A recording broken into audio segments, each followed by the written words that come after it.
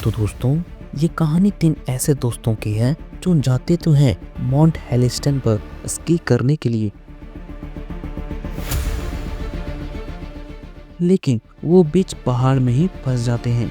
वो भी 1-2 दिन के लिए नहीं, बल्कि पूरे 1 हफ्तों के लिए। तो इतने दिनों तक वो कैसे सरवाइव करते हैं और किन किन मुश्किलों का सामना करते हैं, बेसिकली मूवी में यही दिखाया गया है। मगर ट्रस्ट मी, इस सर्वाइवल को देखकर आपको लगने लगेगा, अगर मैं इसकी जगह पर होता तो क्या करता। तो कहानी शुरू होती है 3 दोस्त डैन, जोए और पार्कर से। वैसे डैन और जोए दोनों बचपन के फ्रेंड थे, लेकिन पार्कर डैन के गर्लफ्रेंड है जो 1 साल पहले ही बनी थी। वैसे पहले जब भी माउंट हेलिस्टन जाने के लिए दोनों स्की रिसोर्ट तक आते थे, तो टिकट लेने के बजाय उन लोगों ने किसी से सेटिंग कर रखी थी जो यहीं पर काम करती थी, जिस वजह से वो जोई को अच्छे से जान भी चुकी थी। लेकिन आज डैन अपनी गर्लफ्रेंड पार्कर को साथ में लाया था उसे स्की सिखाने के लिए, क्योंकि पार्कर को स्कीइंग नहीं आती थी, इसलिए उसे भी स्कीइंग सीखनी थी। रिसोर्ट आकर तीनों शिफ्ट चेंज होने का वेट करने लगते हैं, क्योंकि अभी कोई और लड़का स्की लिफ्ट को ऑपरेट कर रहा था। लेकिन जब शिफ्ट चेंज होती है, तब इस बार भी कोई लड़का ही स्की लिफ्ट को ऑपरेट करने आता है। ये देखकर दोनों थोड़ा परेशान हो जाते हैं, पर अब वे लोग पार्कर को उस आदमी के पास भेजते हैं उसे इम्प्रेस करने के लिए, जिस पर पार्कर भी उस आदमी के पास जाकर कुछ बहाने बनाती है और $100 में बात पक्की कर लेती है। लेकिन उसने बात पक्की 2 गर्लफ्रेंड्स के लिए की थी, जिसे जॉय नहीं बोलने के लिए पार्कर को सिखा कर भेजा था। जिस वजह से जब लिफ्ट पर बैठने की पारी आती है, तो लिफ्ट वाला दिखता है वो दोनों तो लड़के हैं, पर फिर भी वो कुछ भी नहीं बोलता और तीनों को बैठाकर आगे भेज देता है। कुछ देर आगे जाने के बाद अचानक से लिफ्ट बीच पहाड़ों में ही बंद हो जाती है, जिस कारण सारे लोग लिफ्ट को स्टार्ट करने के लिए चिल्लाना शुरू कर देते हैं। लेकिन कुछ देर इंतजार करने के बाद वापस से लिफ्ट स्टार्ट हो जाती है और तीनों हेलिस्टन तक भी पहुंच जाते हैं। यहाँ पर और भी बहुत सारे लोग स्कीइंग कर रहे थे, तो तीनों भी स्कीइंग करने में लग जाते हैं। लेकिन स्कीइंग करते वक्त बार बार पार्कर गिर जा रही थी, क्योंकि वो पहली बार यहाँ आई थी, तो उसे स्कीइंग करनी कैसे थी ये पता नहीं था, जिस कारण उसी की वजह से डैन और जॉय अच्छे से स्कीइंग नहीं कर पाते और शाम हो जाती है। इसलिए अब तीनों को मजबूरन वापस रिसोर्ट आनी पड़ती है। बाद में जब तीनों कैंटीन में बैठे हुए थे, तभी जॉय फिर से माउंट हेलिस्टन पर जाने के लिए बोलता है, वो भी और भी ऊंचाई पर, क्योंकि दोनों पार्कर की वजह से ज्यादा ऊंचाई पर भी नहीं जा पाए थे। इसलिए अब वे लोग रात में भी स्कीइंग करने का डिसाइड करते हैं, क्योंकि रिसोर्ट 10 बजे तक संडे को खुला रहता था। लेकिन जब वे लोग लिफ्ट के पास जाते हैं, तो लिफ्ट बंद हो रही थी, क्योंकि कुछ देर में वहाँ का मौसम बिगड़ने वाला था। लेकिन तीनों लिफ्ट वाले को कुछ देर और स्टार्ट करके रखने बोलते हैं। तीनों का कहना था वो जल्दी जाकर तुरंत ही वापस आ जाएंगे, जिस पर लिफ्ट वाला मना तो करता है, पर तीनों के थोड़ा इंसिस्ट करने पर मान भी जाता है, क्योंकि आखिर उसने तीनों से $100 लिए थे। इसलिए अब वो तीनों को फिर से बैठाकर पहाड़ों पर भेज देता है। इधर रिसोर्ट में कुछ देर बाद वहाँ पर एक और लिफ्ट वाला आता है, जो बताता है उसके बॉस घर जा रहे हैं और नेक्स्ट वीक भी उसे फिर से काम पर आना है। ये सुनकर लिफ्ट वाला बॉस से मिलने चला जाता है, क्योंकि नेक्स्ट वीक उसे छुट्टी चाहिए थी। लेकिन जाते जाते वो दूसरे आदमी को बता देता है 3 लोग अभी गए हुए हैं, जैसे ही वे लोग वापस आए लिफ्ट को बंद कर दे। कुछ देर इंतजार करने के बाद लिफ्ट वाला दिखता है 3 लोग जो पहले से ही स्कीइंग करने गए हुए थे, वो स्कीइंग करते हुए नीचे आ गए थे।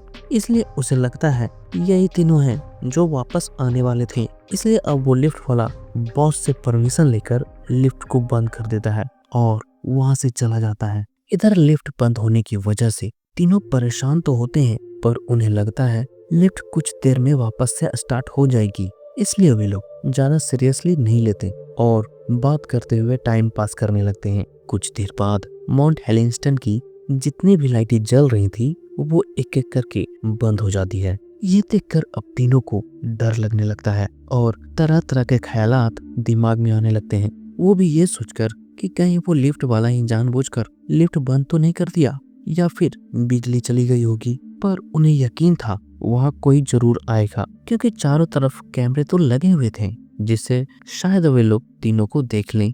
खैर, यहाँ पर उन्हें ठंड भी बहुत लग रही थी, तो डैन जरूरत पड़ने पर लिफ्ट से नीचे छलांग लगाने की सोचता है, क्योंकि वो पहले भी छलांग लगा चुका था। इतने में ठंड की वजह से पार्कर भी चिल्लाना शुरू कर देती है और हेल्प के लिए किसी को बुलाने लगती है, पर उसे सुनने वाला वहाँ कोई नहीं था।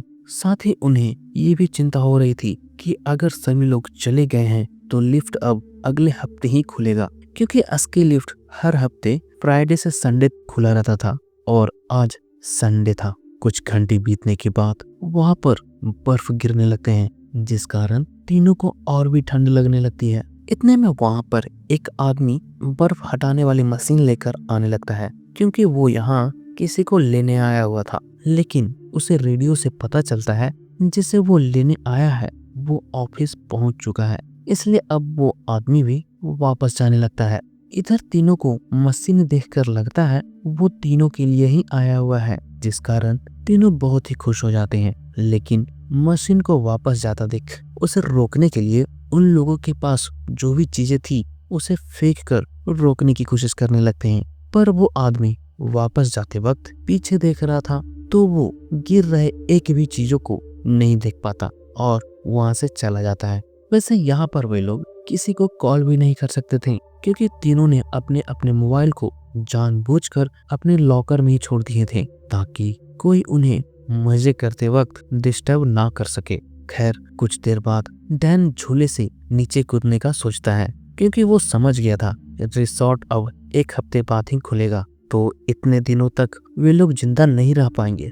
जिस पर जॉय और पार्कर दोनों डैन को रोकने लगते हैं और कम से कम एक दिन वेट करने बोलते हैं, पर डैन किसी के नहीं सुनता और डेस्परेटली छलांग लगा देता है।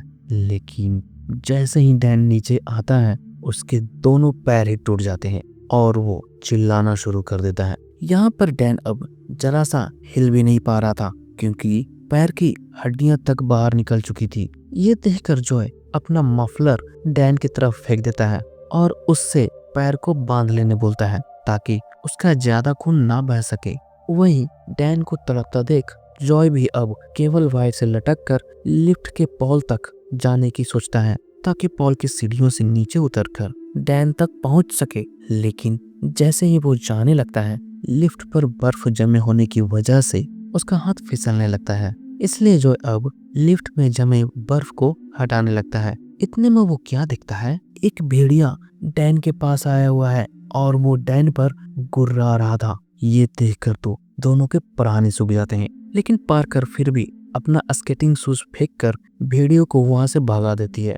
इसके बाद जॉय फिर से केबल से लटक कर पॉल तक जाने की कोशिश करने लगता है, लेकिन कुछ ही दूर आगे जाने के बाद वो वापस लौट जाता है और पार्कर को नीचे देखने से मना करने लगता है। तभी देखते हैं नीचे बहुत सारे भेड़िए डैन के आसपास आ चुके थे और अब उसे नोच नोच कर खाना शुरू कर देते हैं।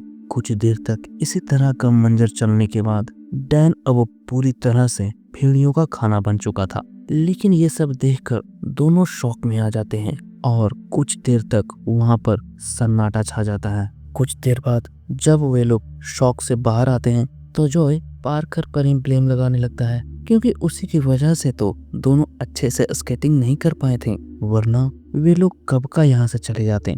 बाद में यही सब बात करते हुए एक दूसरे को ब्लेम करने लगते हैं, पर सच बात तो ये थी कि डैन खुद ही नीचे जाने का डिसाइड किया था। खैर, इसके बाद अब पार्कर को अपने घर की चिंता होने लगती है, क्योंकि घर पर उसका डॉग अकेला था जिसे कोई खिलाने वाला भी नहीं था। यही सब बात करते हुए और एक दूसरे को प्रॉब्लम शेयर करते हुए रात बीत जाती है।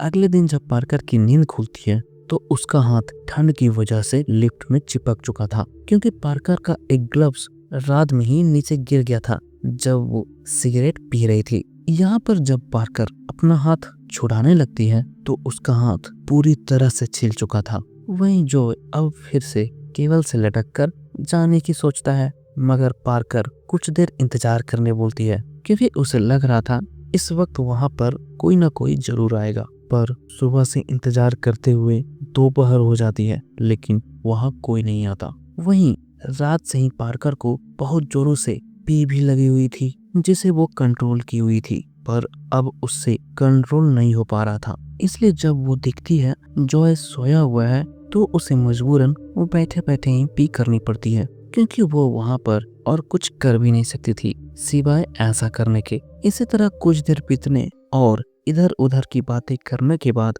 जब वहां कोई नहीं आता तो जॉय को लगता है वहां कोई नहीं आएगा और अगर दोनों मारे गए तो डैन की कुर्बानी बेकार चली जाएगी। इसलिए अब जॉय फिर से केबल के जरिए ही आगे बढ़ने लगता है और कुछ देर प्रयास करने के बाद पहले झूले तक पहुंच जाता है। लेकिन यहाँ तक आने में जॉय का हाथ पूरी तरह से छिल चुका था जिस कारण उसे बहुत जलन भी हो रही थी।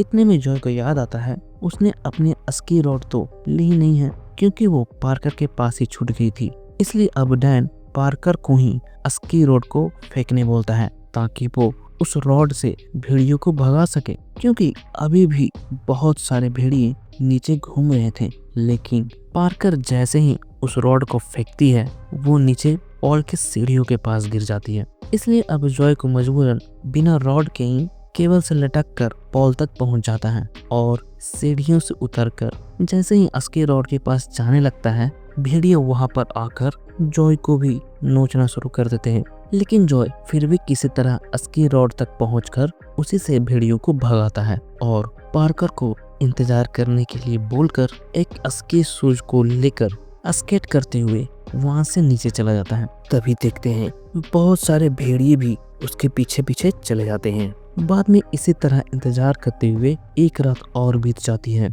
अगले दिन सुबह जब पार्कर जागकर आंखें खोलती है तो इस बार उसके आंखें तक चिपक चुकी थी, लेकिन जैसे तैसे करके वो आंख खोलती है। इसके बाद जब पार्कर इधर उधर देखती है तो जॉय अभी तक नहीं आया था, लेकिन बहुत हिलने की वजह से झूले का जो बोल्ट था वो जरूर निकल चुका था। इसलिए अब पार्कर भी झूले से लटक कर नीचे कूदने का सोचती है। लेकिन जैसे ही वो झूले से लटकती है झूले में लगा हुआ बोल्ट खुल जाता है और पार्कर झूले सहित नीचे गिरने लगती है। लेकिन फिर एक वायर की वजह से वो झूला फिर से लटक जाता है तो इस बार पार्कर झूले को ही छोड़ देती है क्योंकि वो लगभग आधे नीचे आ चुकी थी और हाथ छोड़ते ही वो सेफली नीचे आ जाती है। लेकिन नीचे आते ही साथ में वो झूला भी नीचे आकर उसके पैर पर गिर जाता है जिस कारण पार्कर के एक पैर में बहुत जोरों से चोट आ जाती है। इसलिए अब वो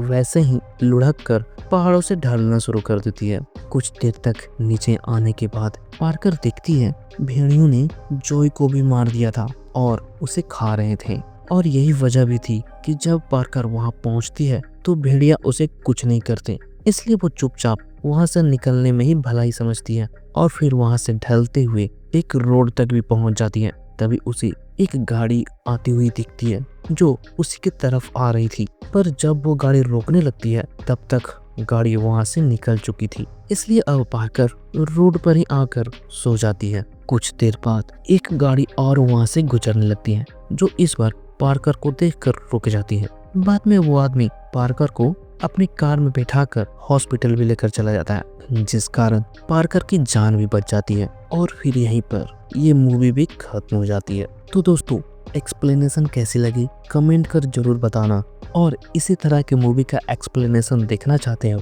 तो इस चैनल को सब्सक्राइब भी जरूर कर देना। मिलते हैं नई मूवी के साथ। जय हिंद।